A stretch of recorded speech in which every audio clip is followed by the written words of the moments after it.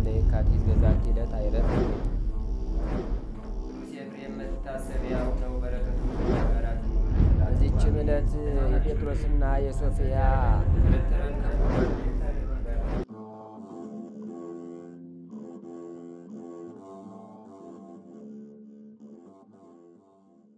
በስመ አብ ወወልድ ወመንፈስ ቅዱስ አሐዱ አምላክ። አመ ተስዑ ለየካቲት በዛቲ ዕለት አይረፈ አብ ቅዱስ አብይ አባ በርሱማ ሶርያዊ።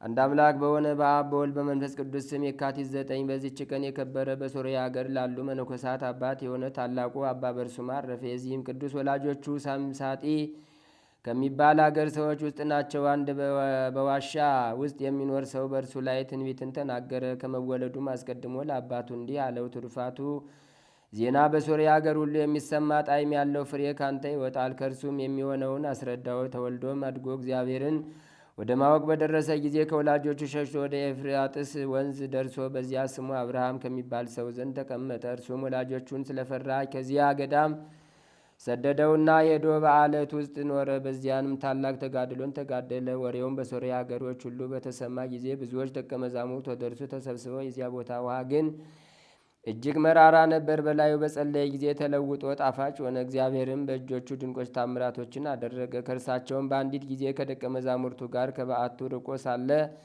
የፀሐይ መግቢያ ሰዓት ተቃረበ። የክብር ባለቤት ጌታችን ኢየሱስ ክርስቶስን ለመነ። ወደ በዓቱም እስኪደርስ ድረስ ያን ጊዜ ፀሐይን አቆመለት። በሌላ ጊዜም እንዲህ ሆነ። ረአብ የምትባል አገር ነበረ።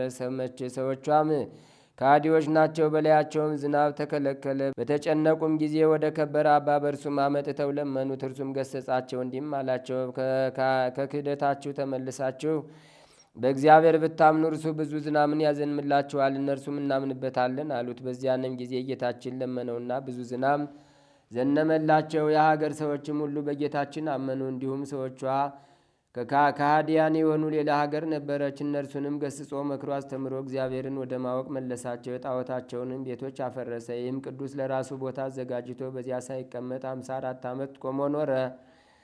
ከመትጋት የተነሳ ሲደክመው ከናሱ ግድግዳ ላይ ተደግፎ ያሸልባል። በየ7 ቀንም ይጾማል። የከበረ አባ ስምዖንም ዘአምድ ሊያየው ወዶ ወደ እርሱ ላከ። የትሩፋቱንና የቅድስናውን ዜና ከብዙዎች ሰዎች ሰምቶ ነበርና እርሱም ወደ አባ ስምዖን መጥቶ እርስ በርሳቸው በረከትን ተቀባበሉ። ከዚህም በኋላ ወደ ገዳሙ ተመለሰ። ሶርያ ሀገርም አስተማረ። በፊታቸውም ታምራትን ባደረገ ጊዜ በትምህርቱ ብዙዎች አመኑ። ዳግመኛም ወደ ታናሹ ቴዎዶስዮስ ንጉሥ ሄዶ በቀናች ሃይማኖት አጸናው። ንጉሡም ብዙ ገንዘብን ሰጠው። እርሱ ምንም አልወሰደም። በአንጾኪያም አገር በኤጲስቆጶሳቱ ሁሉ ላይ ስልጣን እንዲኖረው ንጉሥ አፈለትና እህቱም ቀለበቱን ሰጠው። በካዲው ንስጥሮስ ምክንያት 200 ኤጲስቆጶሳት በኤፌሶን ከተማ በተሰበሰቡ ጊዜ ከእርሳቸው ጋር ይህ ቅዱስ አለ። ከእርሳቸውም ጋር ንስጡርን አወገዘው። ዳግመኛም በአንጾኪያ አገር ያሉ መኳንንት፣ መሳፍንት፣ ሹማምንት ሁሉም ይታዘዙለት ዘንድ ንጉሥ ደብዳቤን ጻፈለት። እርሱም በጎ ሥራ እንዲሰሩ በሃይማኖት እንዲጸኑ የሚያዝ ደብዳቤ በመጻፍ በንጉሥ ሐቲም ቀለበት እያተመ ለሀገሮች ሁሉ የሚልክ ሆነ። ክፉዎች ሰዎች ጠሉት፣ በንጉሡም ዘንድ ነገር ሰሩበት። እንዲህም አሉት፣ እነሆ አባ በርሱማ እንደ ዓለም ሰው ሆኖ ይበላል፣ ይጠጣል፣ መልካም ልብስንም ይለብሳል። ንጉሥም ስለ አባ በርሱማ የተነገረውን ያረጋግጥ ዘንድ ከባለሟሎቹ አንዱን ላከ። የንጉሥም ባለሟል ወደ አባ በርሱማ በደረሰ ጊዜ በእርሱ ላይ ከተነገረው ምን ያገኘው የለም። ከዚህም በኋላ ወደ ንጉሥ ወሰደው። ንጉሥም ቀድሞ ከሚያውቀው ከመንፈሳዊ ሥራው ልውጥ ሆኖ ያገኘው ነገር የለም። ንጉሥም ታላቅ ክብርን አከበረው፣ ወደ ቦታውም መለሰው። መናፍቁ ንጉሥ መርቅያንም የኬልቄዶንን ጉባኤ በሰበሰበ ጊዜ የንጉሥ አማካሪዎች አባ በርሱማን እንዲያስመጣ ንጉሡን መከሩት። እንደማይፈራና እንደማያፍር ለሰው ፊትም እንደማያዳላ ተከራክሮ ረትቶ እንደሚያሳፍራቸውም ስለሚያውቁ ነው። አንዱን ክርስቶስን ወደ 2 የከፋፈሉበት ይህ ጉባኤ በተፈጸመ ጊዜ የከበረ አባ በርሱማ ተጣላቸው፣ ነቀፋቸው፣ ቃላቸውንም በመሻር አወገዛቸው። እነርሱም ወደ ንጉሥ ወንጅለው በጽሑፍ ከሰሱት። ንጉሡም ልኮ ወደ እርሱ አስቀረበው። ግን በላዩ ስላደረ መንፈስ ቅዱስ ጸጋ ሊቃወመው አልቻለም። በሊቁ ቅዱስ ዲዮስቆሮስ ላይ ስላደረገችው ክፋት ንግሥቲቱን ረገማት። ከጥቂት ቀንም በኋላ አልኖረችም። በክፉ አሟሟትም ሞተች። ከዚህም በኋላ መናፍቃን የሚቃወሙት ሆኑ። ምእመናን እንዳይታዘዙለት ወደ አገሮች ሁሉ ጽፈው የሚልኩ ሆኑ። እነርሱ ግን አልተቀበሏቸውም፣ ለእርሱ መታዘዛቸውንም አልተውም። ዳግመኛ በጎዳና ሸምቀው ይገድሉ ዘንድ 200 መናፍቃን ሰዎች ከመናፍቃን ኤጲስቆጶሳት ጋር ተስማምተው ወደ እርሳቸው እንዲመጣና በአንድነት ወደ ቤተ ክርስቲያን እንደሚሄዱ ሆነው ላኩበት። መጥቶም አብሮ በተጓዘ ጊዜ ደንጊያዎችን አንስተው ጣሉበት። ደንጊያዎቻቸውም ወደ ራሳቸው የሚመለሱ ሆኑ። በፍርሃትም ከእርሱ ሸሹ። እግዚአብሔርም ከዚህ ዓለም እስረኛነት ሊያወጣው በወደደ ጊዜ መልአኩን ወደ እርሱ ልኮ ከ4 ቀን በኋላ ከዓለም እንደሚፈልስ ነገረው። በዚያንም ጊዜ በዙሪያው ወዳሉ አገሮች ምእመናን ያጽናናቸው ዘንድ ረድኡን ላከው። እርሱም ሲዞር የመጥምቁ ቅዱስ ዮሐንስ ራስ ወደምትኖርበት ቦታ ደረሰና የከበረች የቅዱስ ዮሐንስን ራስ እጅ ነሳ። ስለ ከሃዲው ስለ ንጉሥ መርቅያን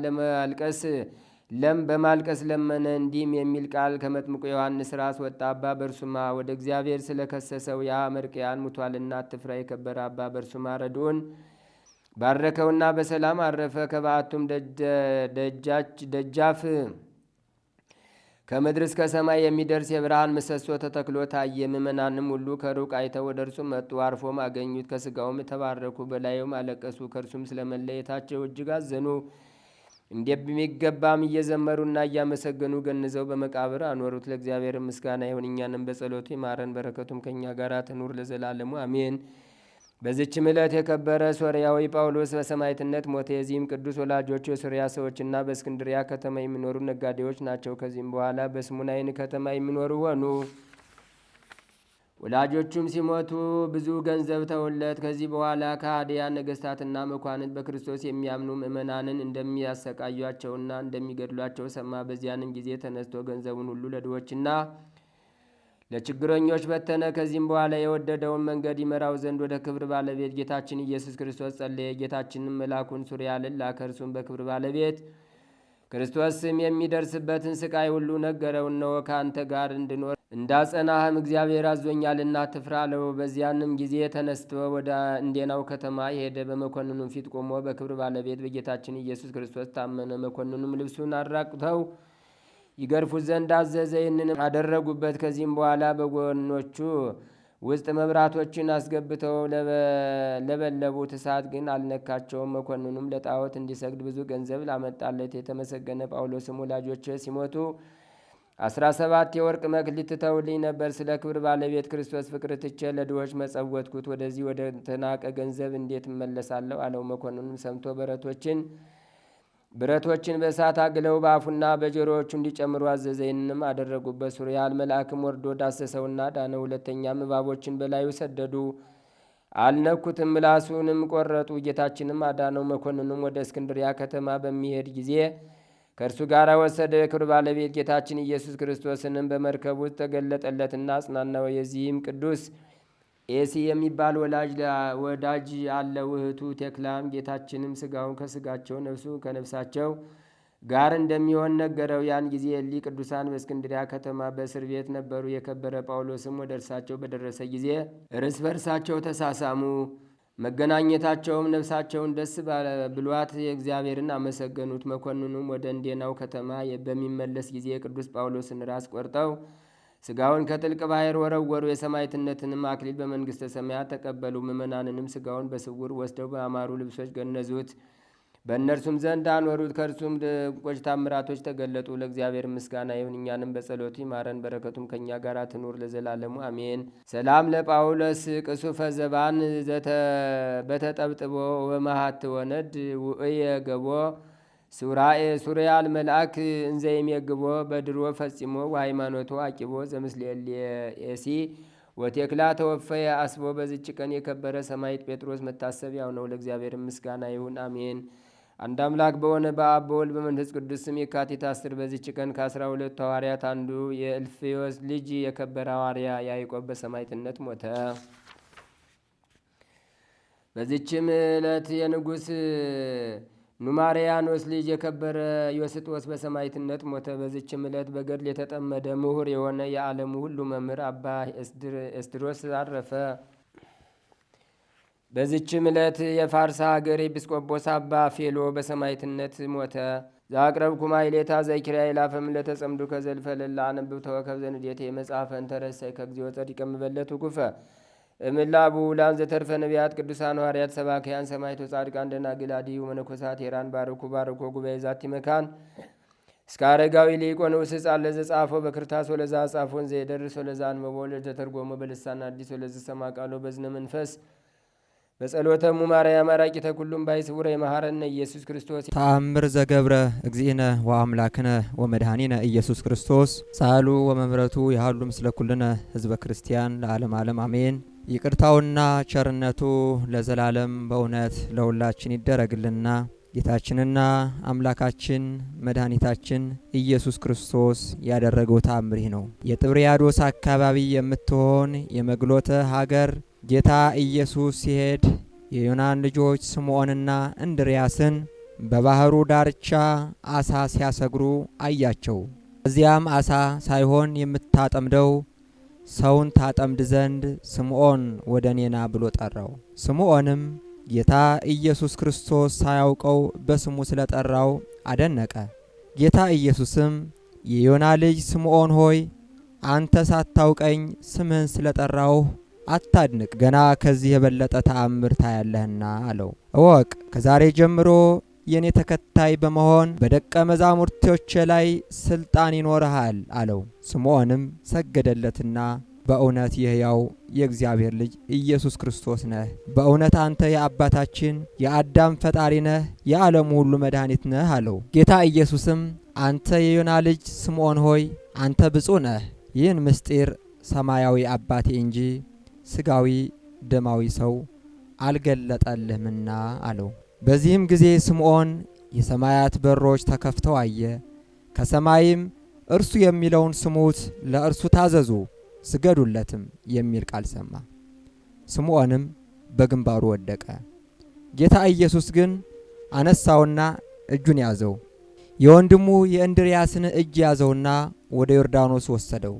ከዚያም በደረሱ ጊዜ ጌታ ስምዖን ሆይ በውሃና በመንፈስ ካልተጠመቅክ ደቀ መዝሙሬ ልትሆን አትችልም፣ መንግሥቴንም ልትወርስ አይገባህም አለው።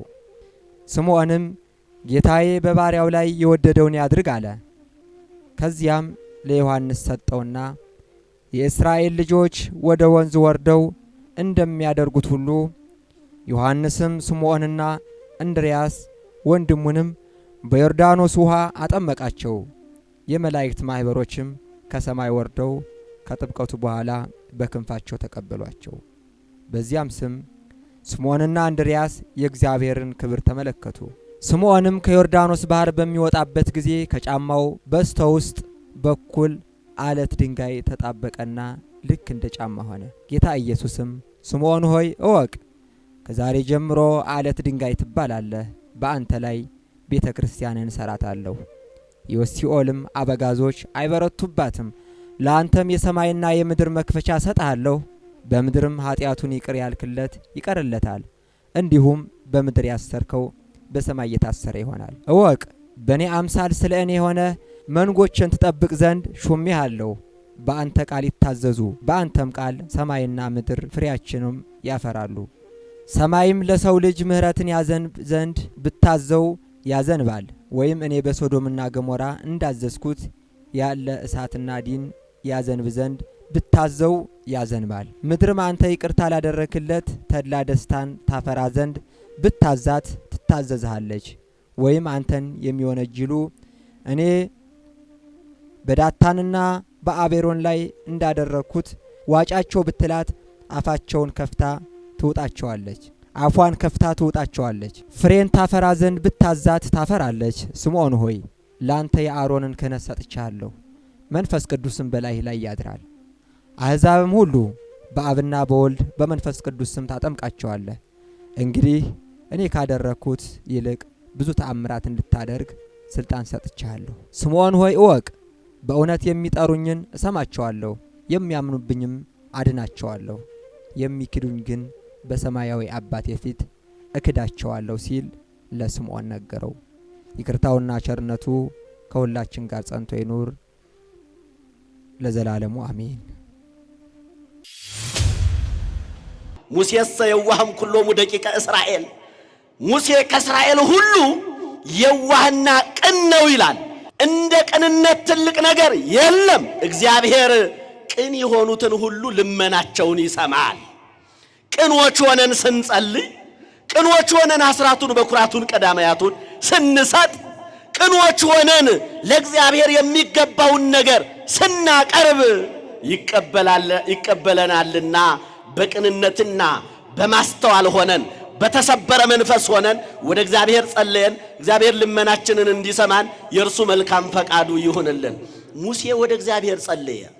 ቅዱሳን፣ ጻድቃን፣ ሰማዕታት እንዲሁም መላእክት ስለኛ ያስባሉ።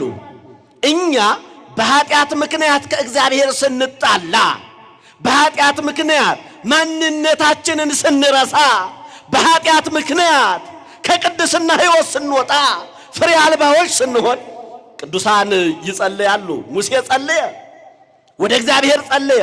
እንዲህ አለው፣ እግዚአብሔር ደግሞ ለሚወዱት በቅን ልቦና ለሚጸልዩት፣ ለሚያመሰግኑት፣ ወደ እርሱ ለሚቀርቡት እግዚአብሔር ቅርብ ነው። እግዚአብሔር ምንድነው? ለሚወዱት ቅርብ ነው። ለዚህ እኮ ነው ቅዱስ ያዕቆብ በዚህ በያዕቆብ መልእክት ምዕራፍ 4 ላይ ዛሬ ዲያቆኑ ሲያነበው እንደሰማችሁት ምዕራፍ 4 ቁጥር 8 ላይ ቅረብዎ ለእግዚአብሔር ወይ ቀርበክሙ ይላል። እግዚአብሔርን በንስሐ እግዚአብሔርን በቅድስና ሕይወት በጸሎት ቅረቡት፣ እርሱም በምህረትና በቸርነት በአባትነት ወደ እናንተ ይቀርባል ይላል። በቸርነቱና በምህረቱ ወደ ሁላችን ይቅረብ አምላካችን እግዚአብሔር። ቅረቡት አለ እግዚአብሔር። እግዚአብሔርን ቅረቡት አለ ቅዱስ ያዕቆብ። ቅረቡት በእምነት ሆናችሁ አለ። በእምነት ሆናችሁ አልቅሱ አለ። ከዚያን በኋላ እርሱ በምህረቱና በቸርነቱ ወደ እናንተ ይቀርባል አለ። ሙሴ ወደ እግዚአብሔር ጸለየ። እግዚአብሔር መፍትሄውን ነገረው። ከንጹህ ብርት አርዮን የሚመስል አድርገህ ስራና እስራኤል ከሚገናኙበት ቦታ ላይ ስቀለው፣ ያንን ሲያዩ ይድናሉ አለው። ከዚያን በኋላ ይህንን አርየ ብርቱን ሙሴ አዘጋጅቶ በመካከል ቦታ ላይ ሰቀለው። ሲሰቅለው ድምፁን እየሰሙ እያዩ የዳኑ አሉ። ድምፁን እየሰሙ አምላካችን ድምፁን እየሰሙ የዳኑት ምሳሌው አምላካችን እግዚአብሔር አስተምሮ ከሄደ በኋላ በሚነሱት መምህራን እየተማሩ የዳኑት ናቸው። እያዩ የዳኑት አምላካችን እግዚአብሔር እርሱ ራሱ ከሰማየ ሰማያት ወርዶ ከቅድስት ድንግል ማርያም ከሥጋዋ ሥጋ ከነብሷ ነብስ ነስቶ ፍጹም አምላክ ፍጹም ሰው ሆኖ ዓለምን አድኗል። ተምረው ድነዋል ማለት ነው። አርዌ የተባለ ዲያብሎስ ነው። አርዌ የተባለ ዲያብሎስ ነው። ስለዚህ ያንን እያዩ ከመከራቸው የሚድኑ ሆነዋል። አውሬ የተባለው ደግሞ ዲያብሎስ ነው። ዲያብሎስ ሁል ጊዜም እኛን ለማጥፋት እኛን ለመዋጥ ያገሳል። ለዚህ እኮ ነው ቅዱስ ጴጥሮስ በዚህ በአንደኛ ጴጥሮስ ምዕራፍ 5 ቁጥር 8 ላይ እንዲህ አለ። ስለ ዲያብሎስ ስለ አውሬው ሲነግረን፣ ከአውሬውም መዳን እንዳለብን ሲነግረን፣ የምንድንበትንም መፍትሄ ሲያስቀምጥልን ጥበቡ ልበክሙ ወአጥብቡ ጥበቡ ወአጥብቡ ልበክሙ እስመ ጸላኢክሙ ጋኔን ይጥህር ከመ አንበሳ ዘይውህጥ አጽንዑ ቀዊመ በሃይማኖትክሙ። እንተርጉመው ጥበቡ ልበክሙ ልቦናችሁን በሃይማኖት በመንፈሳዊ ጥበብ ምሉ። በጥበብ በመንፈሳዊ ጥበብ ተሞሉ። ወአጥብቡ ልበክሙ በመንፈሳዊ ዝናር የታጠቃችሁ ኩኑ። እስመ ጸላኢክሙ ጋኔን ይጥህር ከመ አንበሳ ጠላታችሁ ዲያብሎስ እናንተን ለመዋጥ እንዳንበሳ ያገሳልና አለ። ይህንን ከተናገረ በኋላ ምን አለ ቅዱስ ጴጥሮስ? አጽንዑ ቀዊመ በሃይማኖትክሙ ከጠላታችሁ ከዲያብሎስ ከሚያገሳው እንደ ዘንዶ እናንተን ለመዋጥ ከሚያገሳው ከዲያብሎስ ትድኑ ዘንድ ጽንዑ በሃይማኖት የጸናችሁ ሆናችሁ ቆሙ። አጽንዑ ቀዊመ በሃይማኖትክሙ። ከዚህ የበለጠ ሕይወት የለም። ሰው በሃይማኖቱ የጸና በምግባሩ የቀና በማንነቱ የታመነ ከሆነ መዳን ይችላል እና ሙሴ በምድረ በዳ እንደሰቀለው ሁሉ ያንን ብርቱን እንደሰቀለው ሁሉ ጌታችን መድኃኒታችን ኢየሱስ ክርስቶስም ስለ ሰው ልጆች ሲል ምን ይላል አለ? ይሰቀላል፣ ይሰቀል ዘንድ ግድ ነው አለ። ተሰቅለ በእንቲአነ ወበመስቀሉ ኮነ ሕይወትነ ይላል ቅዱስ መጽሐፍ። ተሰቅለ በእንቲአነ ስለኛ ሲል ተሰቀለ ይላል። ስለማን ሲል? ስለኛ፣ ስለ እንስሳቱ፣ ስለ አራዊቱ፣ ስለ እጽዋቱ እኮ አይደለም አምላካችን እግዚአብሔር የተሰቀለው። ስለኛ ሲል ነው የተሰቀለው እኮ። ስለኛ ሲል ተሰቀለ። ተሰቅለ በእንቲአነ ወበመስቀሉ ኮነ ሕይወትነ ሕይወታችንም በመስቀሉ ተረጋገጠ፣ በመስቀሉ ሆነ ይላል። መስቀሉ ኃይላችን ነው። መስቀሉ ብርታታችን ነው። መስቀሉን ኃይል እንዲሆነን ብርታታችን እንዲሆነን የሰጠን አምላካችን እግዚአብሔር ክብርና ምስጋና አምልኮትና ውዳሴ ለስሙ ይሁን። አመስግኑት እግዚአብሔርን።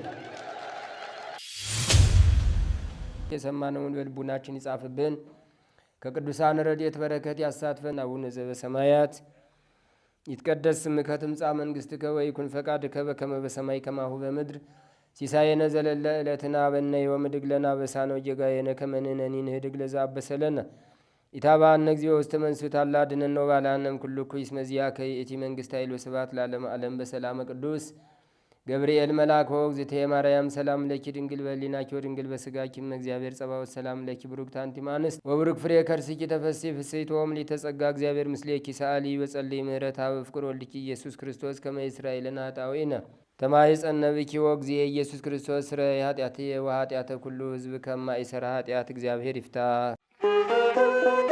ንቁ ሚዲያ ለተመልካቾቹ ከሚያደርሳቸው ዕለታዊ ሳምንታዊና ወርሃዊ ዝግጅቶች መካከል የየዕለቱን ስንክሳር ወርሃዊና ዓመታዊ የቅዱሳን ገላትና ድርሳናትን በኢትዮ ማህበር የዩቲዩብ ቻናል ያቀርባል።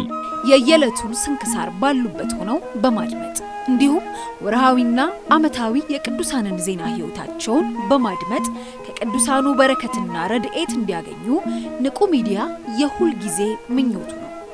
በየዕለቱ የሚለቀቁ ዜና ቅዱሳንን ላይክ፣ ሼር እና ሰብስክራይብ በማድረግ አገልግሎቱን ይደግፉ። ንቁ ሚዲያ ርቱ የቤተ ክርስቲያን ልሳን